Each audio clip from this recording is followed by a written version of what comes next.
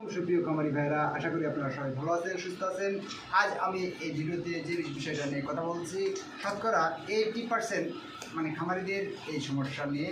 তো এই 80% যারা তারা মানে সবাই এই সমস্যা ভুগতেছেন যে গরু মানে গাভী অথবা বকনা, আপনার গাভী অথবা বকনা মানে 80% গাভী বকনা হিটে আসতে যাচ্ছে না বা হিটে আসতে অনেক সময় নিচ্ছে, দীর্ঘদিন থেকে হিটে আসতেছে না, অনেক বয়স হয়ে যাচ্ছে বকনা, তারপর হিটে আসতেছে না বা অনেক দিন হয়ে গেল মানে বাচ্চা দিয়েছে কিন্তু নতুন করে আবার হিটে আসতেছে না বা হিটে আসলে বাচ্চা কনসেপ্ট।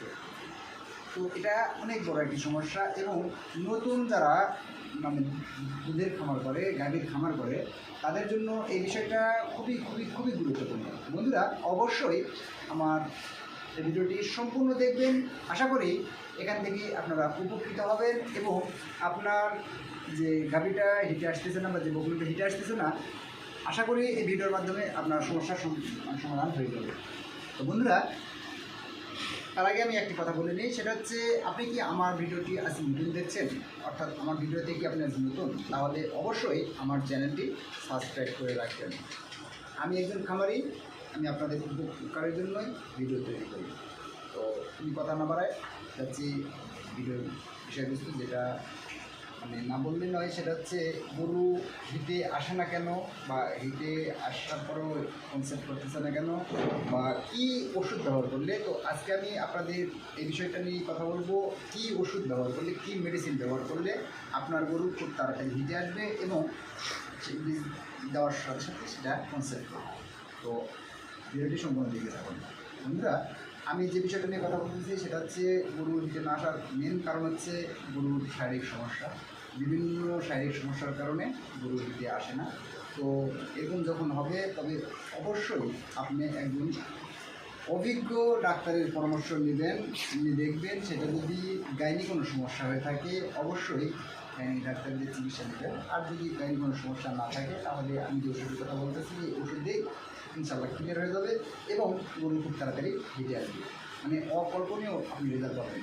অর্থাৎ আমি আমার সেটি যে কাজ করলে উপকার পাই সেটাই করি। তো এই ওষুধ ব্যবহার করার আগে আপনাকে যেটা করতে হবে সেটা হচ্ছে গরুকে প্রথমে আপনাকে কৃমি মুক্ত করতে হবে। একটি গাভী হিটে না আসা বা হিট কনসেপ্ট না করার প্রধান সূত্র হচ্ছে কৃমি। তো একটি গাভীকে হিটে আনার প্রথম শর্ত হচ্ছে গরুকে আগে কৃমি মুক্ত করতে হবে। গরুর সবচাইতে মানে যেটা বড় শত্রু সেটা হচ্ছে কৃমি বা পরজীবী। এই কৃমি যদি গরুর পেটে বাসা বাঁধে তাহলে বিভিন্ন দিক দিয়ে সমস্যা দেখা দিবে, বিভিন্ন রকমের রোগ বালাই সৃষ্টি হবে এবং বিভিন্ন সমস্যার সম্মুখীন হবে আপনার খামারে। তো অবশ্যই আপনার গরুর ওজন মেপে এবং অভিজ্ঞ ডাক্তারের পরামর্শ মোতাবেক কৃমির ডোজটা কমপ্লিট করে নেবেন। নেওয়ার পরে আপনার চিকিৎসা শুরু করতে হবে। তো এই গরুর যদি মানে ইয়ার কোনো সমস্যা থাকে, ভিতরে কোনো সমস্যা থাকে, ডাক্তারের পরামর্শ নিয়ে আশা করি এটা সমাধান হয়ে যাবে এবং হিটে আসলে কনসিডার করবে।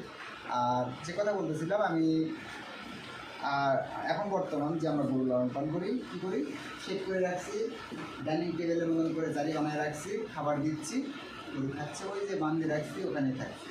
তো গরু কিন্তু চারণভূমির জীব, এরা ঘুরবে ফিরবে, সবুজ ঘাস পাতা খাবে।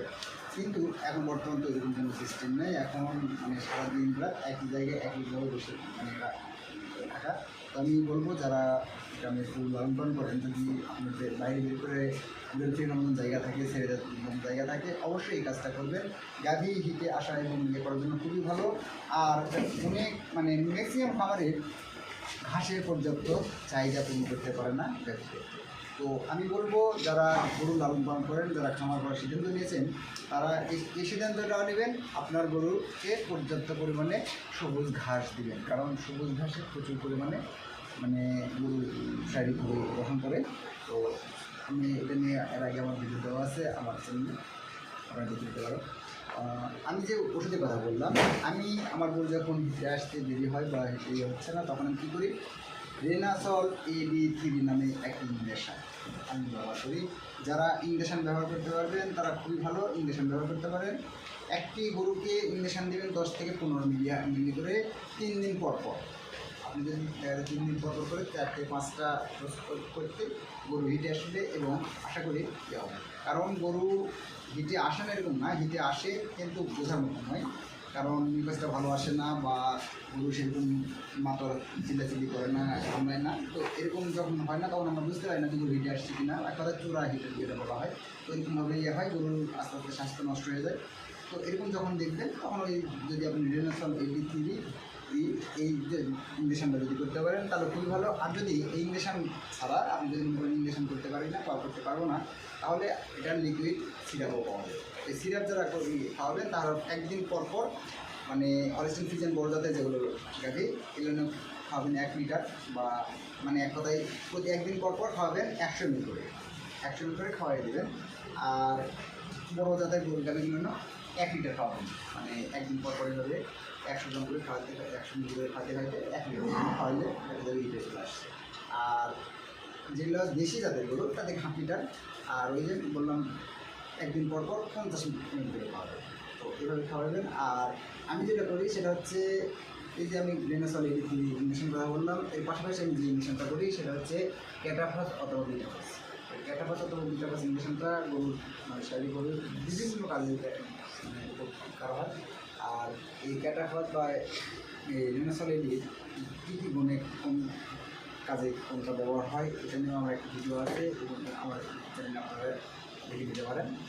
তো বন্ধুরা, আমার ভিডিওটা যদি আপনাদের এতটুকু ভালো লেগে থাকে তাহলে অবশ্যই চ্যানেল সাবস্ক্রাইব করে রাখবেন। আর গরুর যে কোনো সমস্যায় আপনি অবশ্যই একজন ভেটেরিনারি ভালো চিকিৎসকের পরামর্শ মোতাবেক চিকিৎসা নেবেন। নতুন আসসালামু আলাইকুম।